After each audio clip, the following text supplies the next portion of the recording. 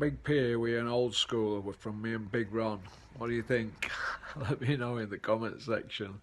Pop, pop, bang. Booyaka.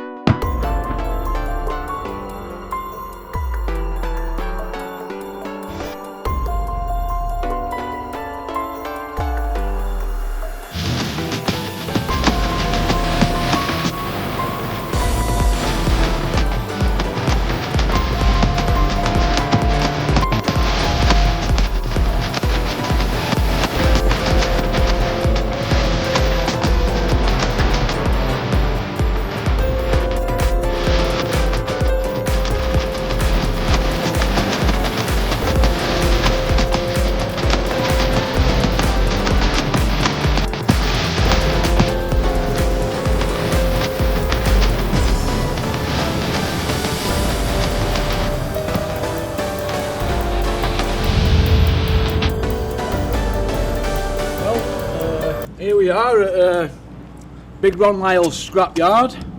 I'm not going to go down there because there's a crusher down there. He don't look like he's here, he's always late. But I see his dad's old BM's here. I said, Dennis, I can redo all this for you, £4 grand. He's only want a quick blow over.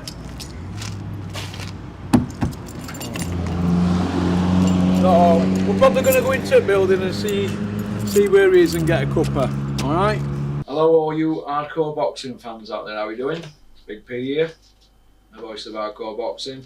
I did tell you that I wasn't going to bottle it when Dennis says, there, come to my office. Well, I'm here with a film crew. Dennis. And a minder. And a minder. I don't need a minder for thee. Right, Dennis, how you been? I'm alright, thank you. I've managed to get by without you, Russell, slagging me off. Yeah. What do you think to my videos, Dennis, last 2 years? Well, to be honest, I've done my best to avoid them. Obviously, people will watch you. I've tried not to slag you back because I don't want to lower myself to your standards at times. But you are funny, you've got a great brain, but we didn't talk because you got personal, like even we one or two people. And I don't like it, but I love what you do if you just, I'm going to swear there, Russ. If you could curb it a bit, because boxing needs somebody like you who says it as it is, but you get too personal. You got personal with me and I didn't like it. Yeah. But as a brain and as a sense of humour, there's not many kids in this country who's got what you've got, but personally, you've got personal with people who I respect. Got personal with me, and that's why me and you didn't talk, but I've always thought something about you when you were ill. That's the reason why we're probably talking now. I don't want to happen to you, but you get too personal. I don't like it, and I hope you've, since I've given you this little speech, I hope you turn over a new leaf, because boxing needs somebody like you without getting as personal as what you do. Yeah. Fair enough then. Well, that's my speech for today. Right, I'm going to get off. Right. Oh, well, let's just put that to the side, Ron. These shows you've been putting on for the last 12 months. Here we go. What would you give yourself a mark out of 10? I would say, and I'm going to tell you why, you'd probably give me quite a lot lower, 7.5.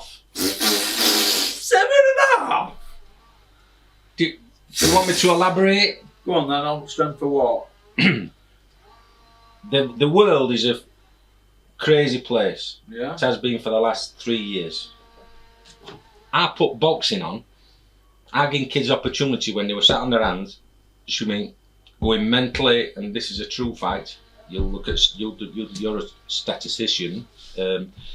It's affected people's health, mental health. What's been going on in the world, which people are now starting to say is the biggest scam in history. But obviously we've all got our thoughts on COVID. I had it bad and things like that. But when we were like on, you'll know this, house arrest, can't go out due to the government telling us you can't go out and you can't do this, we're being controlled. I decided I don't want myself and boxers to sit on their hands. So what do? I do something unprecedented in this country. I have a car driving boxing show. Like Fonzie in Happy Days? Yeah. Hey! Then I put 8 or 9 shows on in 7 or 8 weeks in a car park in a man-made sort of manufactured sort of arena, I'm not an architect, but I come up with an idea after going to that car park about a dozen times. So I've got kids off the backside, and some of them, you might say, some of them weren't the best matches in the world, but it got kids back boxing again. Yeah, it did, yeah. So that's the reason why I give myself a 7. Some of the matches you might go, well, they're not the best, but guess what? Within 12 months I had 2 world champions. Jack Massey, who were on not on say I'm the scrappy, but like withering away, and then Anna Rankin, who she didn't know what she was going to do. WBA, IBO, Jack Massey from nowhere, made him relevant, IBF European, and then IBO champion. So I've done a lot of good within that 12 months. Me and my partner Steve Crumpen, he's been 100% backing me because obviously I've been in the game 30 years. And, you know, the fella who you said would never win anything, would never win a domestic title, Tommy Frank. That bought him it. He won how can you buy a British title? Alright then, Dennis, how did he get a British title shot coming off 2 losses, but technically it was 4? One of them were injured, and if you fight for a world title or a European, what's the progression back? You go back to domestic titles. That's what he did. He fought on the international scene, and then came unstuck, fell a touch short, goes after a domestic title. It's what you do. Yeah. And now he's bounced back, and he's going to be in another smashing fight with Jay Harris. So that's who Tommy Frank's got next. Good fighter, Jay. Jay Harris versus Super Tommy next. Yes, Super Tommy. Right, okay. Well, good luck to Super Tommy. Go on, tell me what you're going to say about it, because you said he'll never win. I said I don't think he's good enough to win a British title, but I thought it were... You're backtracking now, Russ. No, you took it out of context. He were going to fight Sonny Edwards when he for the British title, if you remember. And you pulled him out, didn't you, when I worked here with you? You went, oh, you know what, Russell? Never pulled him out. You said, we're going to go in a different direction. I said, oh, there's Sonny Edwards fight here for Tommy. It's a good fight. You went, different direction. Selective memory, Russ. Oh, go on then. Sonny Edwards, we're always going to be fighting and probably winning a world title. So I'm saying I want to develop Tommy and build his brand and see how good I think he is. But they were going to go like that. Obviously, he's gone that way to the top. I were hoping that we could have tracked him and then they fight for a lot bigger title, earn a lot more money, and put them together there. Is that wrong? Yeah, but you used to say to me, you should always strike while the iron's hot, and the iron were hot for Tommy then, wasn't it? It wasn't. You mean the money wasn't right? The money, the timing, exactly. I want to get him as much as possible. It's not about me and money. You know how much money people go on about money, which I'm sure we'll talk about, is that I've never been money driven in boxing. It's the achievement, and then once I achieve, I go, right, I should deserve something back. It's like any investment. But if we roll down about how many hours I put in boxing, my scrap metal business or my engineering company or my other property companies, the amount of hours what I put into that, I'd expect to earn times more than I would ever do at boxing. So it's not there's a bit of emotion in boxing. I like to win things, and I've won a lot. Started in my garage, and who would have ever thought that I was putting shows on in Vegas, but rightfully and justifiably so, because I believe, without blowing my own trumpet, I'm one of the best out there off a level playing field. Yeah. Okay. Am I or not? Are you not? Are you what? You're not listening to what I'm saying, so if you're going to pay attention, Russ, come on. Am I one of the best at doing what I do? You mean getting kids who are like nobody wants, that kind of thing? Kids who they say aren't scrappy. If you do well with that kind of thing, because you usually get the leftovers, don't you? But the undesirables, don't you? There's no Olympians knocking on doors. Would you say then, all right, we're blowing a trumpet here a bit. I'm a bit of a Brian Clough of boxing. Now, some of them were named like Carl Thompson, supposed to have been done, but quality fight. Crawford Ashley beat him early in his career, didn't he? And then I bring him back. I've got David Hales, the elite fighter at BBC. Yeah. Advised Adam Booth not to fight him. Carl were too dangerous. What does What does Carl Yeah, Thompson do? you're forgetting your role in that, Dennis, though. Your little role in that, because you had Davy Day and you had Carl Thompson. Yeah. Now, you were Team Davy Day before the fight, really, weren't you? No way. And after, you were left in a limo with Carl Thompson, your limo. I didn't do a Don King. You did. Right. You were out with Carl Thompson that night, weren't you? Your pal Clinton. Yeah. All right. Yeah. And Femi. I was sat with them two. And we had to stop ourselves jumping up when Carl did a number on him. Because we're supposed to be, well, I am. They were up in air. They were so pleased that Carl beat David A. From a professional point of view and from a commercial point of view. Were you a piggy in the middle, do you think? I had to be, but as regards a person, humility and everything and respect, Carl up there. I love him as a person. His humility compared to David who were flash, and that's part of his gimmick. But I advised Adam Booth not to take that fight. And he said, no, you're our promoter, you've got to do what's best. I went, yeah, fair enough. Great fight on paper, but Carl's too dangerous at this moment in time for David. And what happened? Yeah. No, what happened? He got knocked out, didn't he, by Carl Thompson. He battered him for a few rounds. He did, but that's nearly got stopped, didn't it? But look at Carl in the fight before against Sebastian Rothman. The referee said I was going to step in and stop it and I remember what you said to me before the fight. He's an ex kickboxer, so he stands square on, and Carl's got that. But part of it is he's possuming a little bit, trying to draw him in, isn't drawing him. But sometimes when he's getting clips, you think he's going, and then he's out of it. Do you know the Johnny Nelson fight against Carl Thompson? Did you know it was voted the worst stoppage of the 90s in a world title fight? I heard something along those lines, and Carl Thompson's never got over it, has he? The stoppage. No. The referee with his first title fight. Well, I'd like to think, and I haven't seen Carl for ages, and I'm sorry I haven't seen him for ages, because I'd love to spend a bit of time with Carl because I respect him so much, is that I brought a bit of the deserved glory back when people thought he was shot, he was done, and that obviously that was justified in the fights that I had. We won an IBO world title, had a big fight at Wembley Arena with me on the BBC, and did a number on David A, who was the golden boy and undefeated at the time. Yeah, all right. Your stable that you've got at the moment, Dennis. People keep saying Dennis was involved with 120 fighters. I always felt when I read that 20 were at limit and it were manageable. When I first started here, I thought, ooh, if he signs any more, there could be problems, because obviously you're out at country 10 months a year, and you're not like hands-on like other promoters. I know you are on the phone and that, but it's nice to be amongst it, innit, you know. And do you think that you've got too many on books and that it's become a bit hard work to keep everybody happy? Guess what?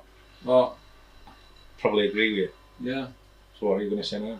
No. I think I agree. We had Jason McClory on with us, who'd left Warren's to come work with me and Steve, and we signed too many kids. Is it true, Dennis, that Jason McCrory has 6 sugars in his tea?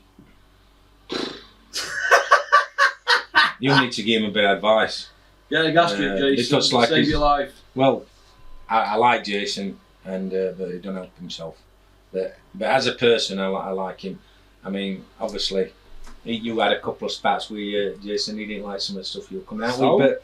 But as regards health, yeah, he needs to sort something out. But I do like him as a kid. But we signed too many kids, and it got too much, a little bit, run away with us a little bit. Because you should know me, Russ. I like the connection bit, and that's one of the reasons why I believe that the biggest story, what helped make me, is the Clinton story. Clinton Woods put you on map, didn't he, basically? Yeah, but obviously I put him on the map. Yeah, but he's in ring taking punches, isn't he? Well, how many people are in the ring taking punches for a central area?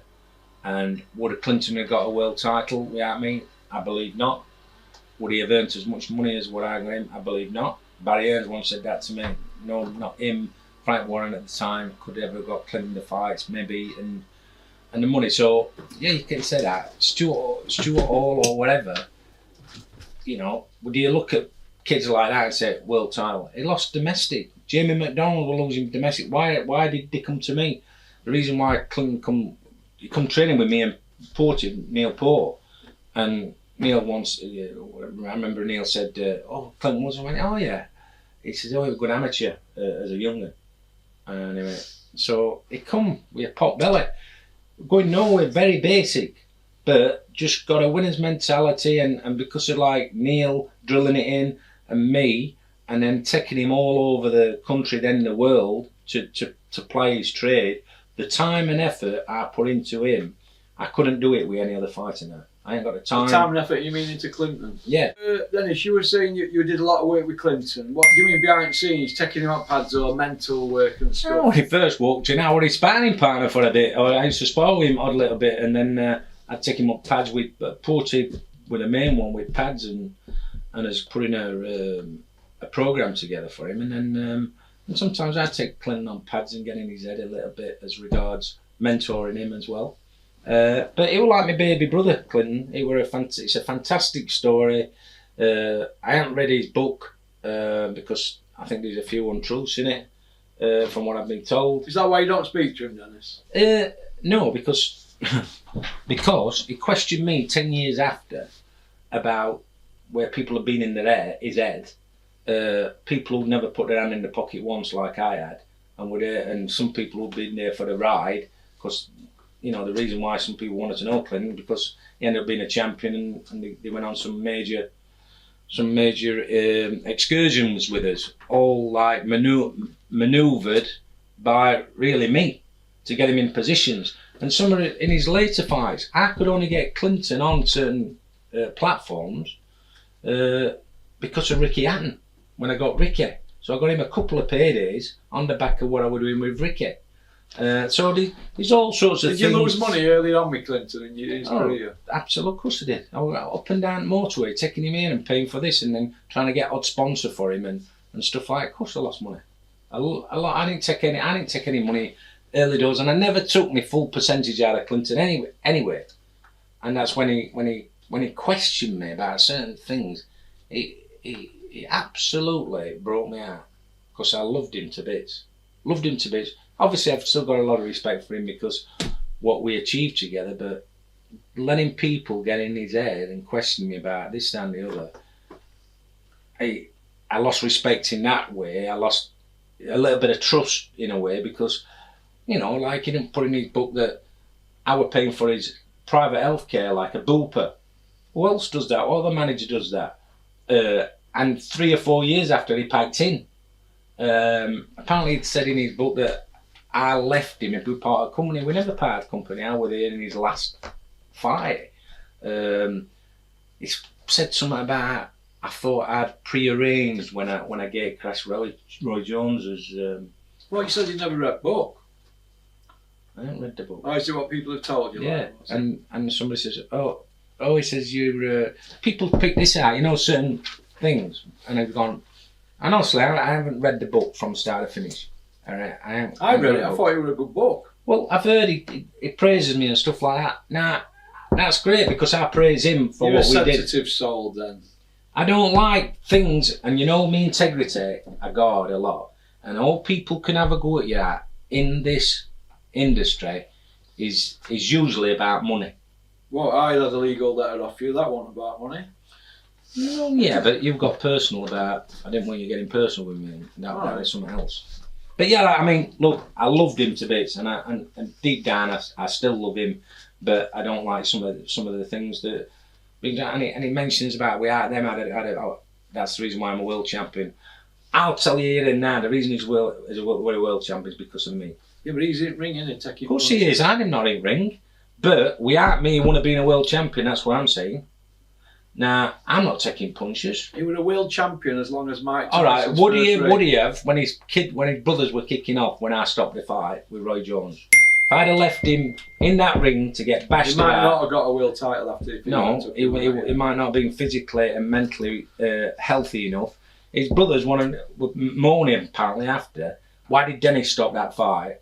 I stopped that fight because I thought the world about that kid. I'm not having him getting bashed about. I went, that'll do.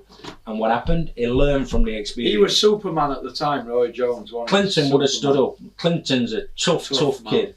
And he'd have took them punches. Clinton might have ended up then a Jeff Lacey. Never the same because Gary Shaw left him in too long. Left him in too long. Did I? No. Why? Because I thought that much about him. His own brothers wanted him to keep fighting. No, that'll do. And that's another reason why. Learn from the experience. And Clinton being Clinton, I went, you're right, Clinton. I got tears in my eyes thinking, I don't want to see my little brother getting knocked about and like, I hope he's all right. I hope he's not upset. I went, you're all right, Clinton. Coming out of ring this, walking back to changing room, I went, I enjoyed that. That was Clinton. What a man. What a man. And so like, obviously I've got so much respect for him, but amount of people who never fancied him at the start. Never fancied him.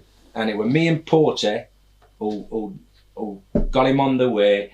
And when he got to about 8 and 9 and 0, Neil's working, I'm working. I took him down to London and met with Howard Rain, who got in touch with me to get him in an environment where there were other champions in that environment. And he stayed at Lambeth, in not the nicest place, but I got that paid for. And we stayed there, and it was with Terry Dunstan, Colin McMillan, Cornelius Carr, Scrap Iron Ryan, all kids who were like either champions. I mean, Colin McMillan were a world champion.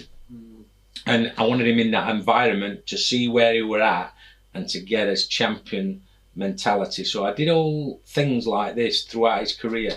And it were only that when he teamed up, or when I brought Hobson to the table, that I lost him a little bit mentally.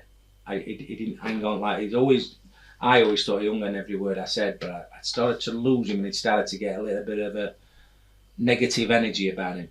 And if he'd have kept that positive mentality, which he had up to a few years before that, he'd have beat Tavares Cloud in his final fight. I thought he would get into him at the end. I thought he were getting to him, but he'd lost that little bit of winner's mentality, which I think he have an ear problem. He got an ear problem. A mutual friend at the time, Darren Ashton, come to us, and Dennis, his glands are up. This is the day before, and I said, what's up? Clinton wouldn't tell you when he were injured, because he always wanted to fight. And that's what other thing apparently in book, I made him take the Tarver fight. I didn't make him take any fight. Clinton never ever refused a fight. Clinton was a man's man. But on that fight, got his glands up, and I thought, oh, he's got a sore throat. So when God will whistle, he didn't make out anyway, weren't he? It turns out we're an ear infection. So he took Tavares Cloud to the wire, and he fought with an ear infection. That's how tough and game Clinton were. If he had the winner's mentality, he beats Tavares Cloud on that night, even at that stage of his career. Yeah.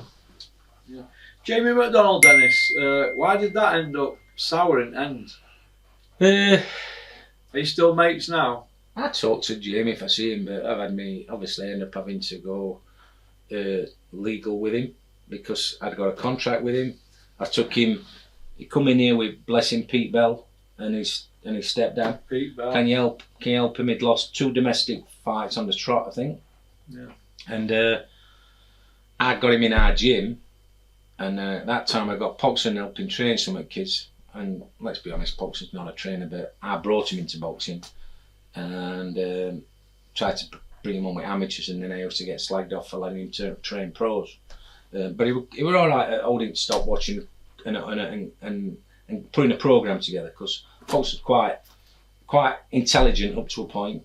Not as much as what he thinks he is, but who is. I know my limitations, but I know what I'm good at, because my track record speaks for itself. But so he'd be training in our gym. We've got Clinton, I forgot who else would be in the gym. We've got a couple of lads. I'd just come over all the way from the other side of Doncaster, and he'd just leave him to want bags on his own. And I'd say, Richard, are you going to do anything with Jamie? Yeah, I'll get to him in a bit. And I looked at him, I thought, technically, he's as good as anything we've got in gym. He's better than anything we've got in gym. And he's leaving him. And then I'd take him on pads. And I thought, he could be special, him. So, good fun. I had a lot of fun with Jamie because he's not the brightest. And obviously, British, Commonwealth, European, and manoeuvred him into the world. You went with him, didn't you? Yeah, but there's things there where I flew over to LA. Who pays for that? Me. Talking to Golden Boy, Leo Santa Cruz is the champion. I've got us in the final eliminator for the IBF. So with mandatory, we've got to fight Leo Santa Cruz. I'm not going to beat Golden Boy in a purse bid because it's 75-25. There's not big enough money over here to pay for it. So we're going to go to LA to fight Leo Santa Cruz, unless he stops him, and Jamie weren't going to stop Leo Santa Cruz. So I'd ask them what they're doing, what's their manoeuvrability as regards where Leo Santa Cruz will go. Yeah. They tell me we're going to step up. So I bided his time through one thing and another, and I got at their word. After the next fight, they were going to relinquish. So I got that in writing. I got us in for the vacant. Put it on at Doncaster Rovers, where Gavin and Jamie said they were going to sell 10,000 tickets. I covered all the pits, got all the best production, everything. Cost me a right few quid. Flew the Mexican over. He cost $100,000 plus all flights and this, that, and the other, everything. And they sold about 1,000 tickets. But we got a decision. Was it a majority or a unanimous? Anyway, we got a world champion. So after all that hard work, and I paid a lump of dough out. Did about 300 grand, didn't you?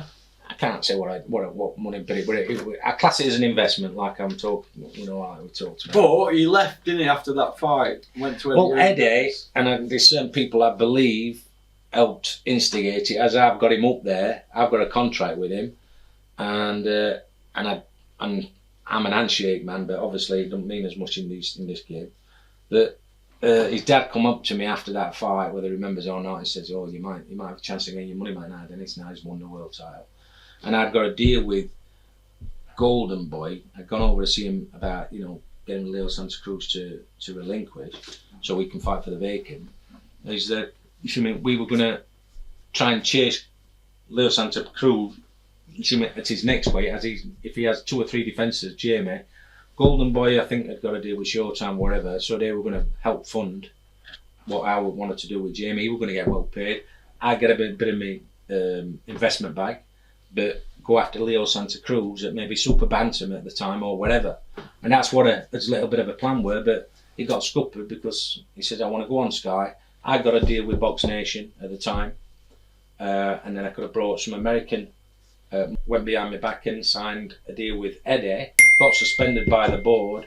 The board didn't do the right thing and get us in a room as a mediator, and they allowed him, so he got stripped through a bit of manoeuvrability by myself.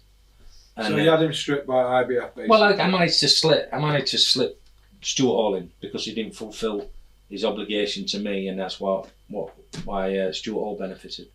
But I wanted Jamie. I wanted him with me. I had a great relationship with him. He used to be in this office every week. I got him a car, sponsored a car for him, got him all sorts of stuff. I treated him like family, and it hurts you, doesn't it? His mum and dad when they're coming to shows and they further back, they've been pushed further back. If we're on somebody else's show, it were a Sky show, whatever, I've made sure they've come to the front. If they're cold, I remember taking one of my coat once, his mother, because she was cold. I could see, I thought, she's cold. I'll give my coat. It was a cold evening sort of thing. So I've done all sorts of stuff for him. But it kicks you in the Niagara's, doesn't it? But the positive thing without me, I'm not a bitter person, I'm not, Ross, is that look at what I did, the achievement. I took somebody again who nobody fancies, and I've got him to the pinnacle.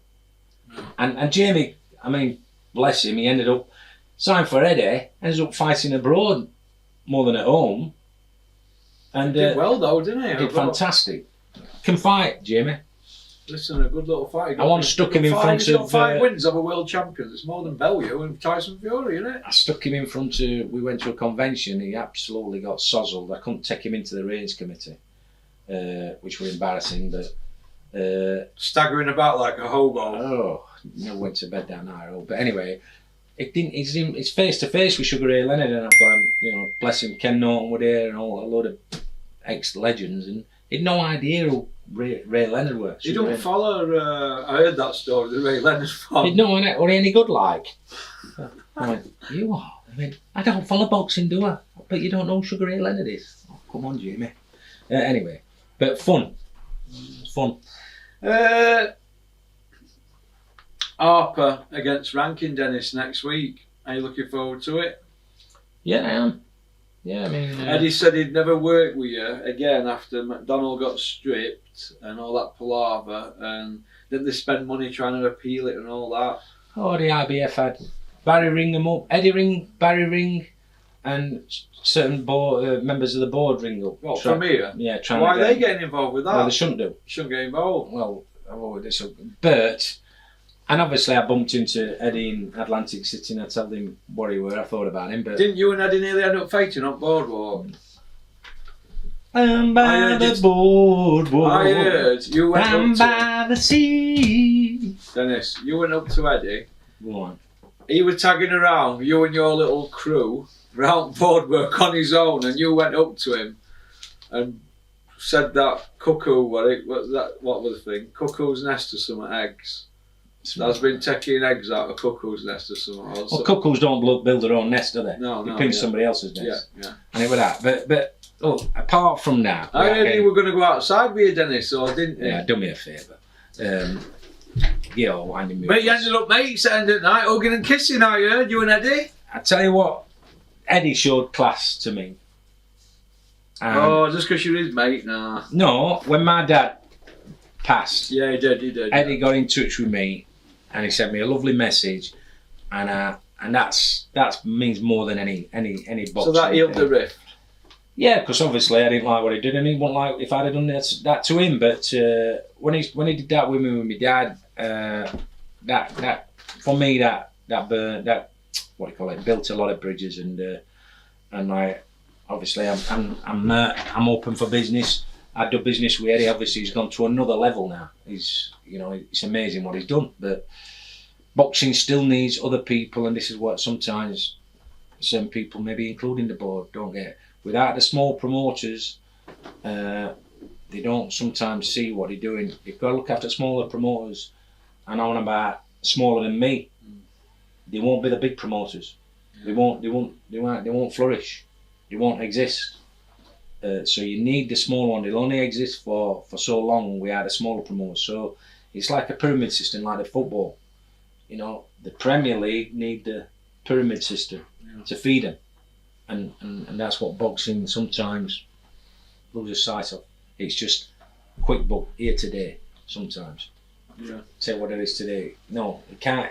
It's lasted for too long like that. It should be some sort of organisation where there's some kind of maybe pyramid system to keep it, to make it stronger. Because let's be fair, football wise, in England, you know, we flatter to deceive or whatever it's called, and we never win anything. No. Women do. They've won that cup, haven't they? They brought it home. But good at snooker and darts. What? Us? We're good at snooker. No, but that's what I'm saying. We're good at boxing. We're the top of the tree in the world at boxing as we speak today. We've got the best fighters, the heavyweight. When you've got the heavyweight champion of the world, the best. Now, I know Usyk is from Ukraine, but Tyson Fury is the number one. And then you've got you've got Joshua, and Dillian, and you've got Joe Joyce, and we've got the best. Dave Allen, Dennis. He came back. The White Rhino. After you let him go because he won't train. No, lazy. Who nicknamed him White Rhino? You. Yeah. We like Dave Allen, but he's not dedicated at his craft, is he? He wasn't. That's the reason why I parted company with him. But as a person, I've always got on great with him, and I like him. I admit he's a bit bipolar, but I'm pleased he's got a little baby, bless her, and hopefully settle him down, and hopefully he can get 1 or 2 decent paydays. So it just enhances his financial security. What's he got left on his deal with you? I can't remember. 4 fights. Can't remember. You don't even know what deal he's got with you. Come on, you. You put me on this. I ain't got. I've got a lot of fighters. Me and Dave's just got a special relationship. Basically, it's an handshake, isn't it? If he No, wants to leave you to go to Eddie, are you going to want to pay him? No, because like he came back to me and said, "Look, you did a load of money in, and I want to help you get some money back." That is the truth. So I admire him for that. 1 minute he wants to fight like Babbage or Gusso, and then he's saying, "Oh, I want to do some 4 or 6 rounders." So I've been manoeuvring around that, but I've said today, because of our relationship, tell me where you want to be. Do you want to do 4 or 6 rounders, or want to go for a big one? At the moment, he's going to have a takeover fight. That's what it's looking like, and then we're looking for something big, if possible. Do you feel that half the problem you've got, Dennis, is you try and be everybody's pal who's in your stable, and that can be detrimental to what happens down the line? Because I don't see Warren being everybody's pal with his fighters, but I just see it with you. Do you think that that's a problem? Probably in an industry that's not like any other industry. I mean, Yeah. And you know, I started the scrap metal business. I sold a Greyhound to buy a pickup. Sold it to Terry Curran. Terry Curran. One of our mutual friends. Who's So near you? It's not like any other industry, but you live for the big night, and I've had quite a few on it. Yeah. And I've done beyond, you know, your dreams, but it's not been easy. It's been hard work. You don't get anything. We are grafting unless you've had it handed down to you. And I never had anything handed down to me. So anything I've achieved in boxing is all off my own back. And then, So can we just put this to bed? Because people email me all the time, leave comment section. They say, "Oh, your dad were on like a grand a day, wasn't it, 50 years ago with scrap metal." People saying that you got involved in scrap metal. They say to me in the comments because your dad handed it down. That's it. Right.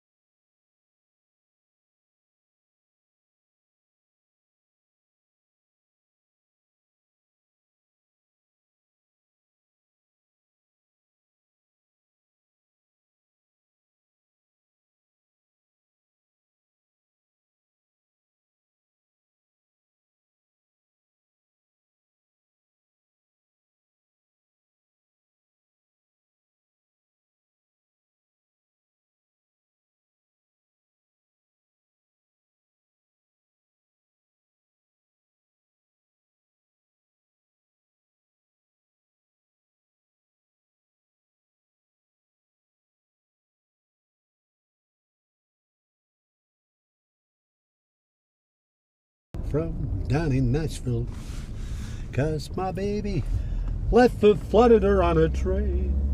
I thought I'd get a job and just forget it. My name is Dennis Hobson. I have been a resident of Sheffield all my life. You can go a lot well, but he loves Sheffield. I love it. I love all the people I've got to know and my relations. I love it all, and I want to go anywhere else.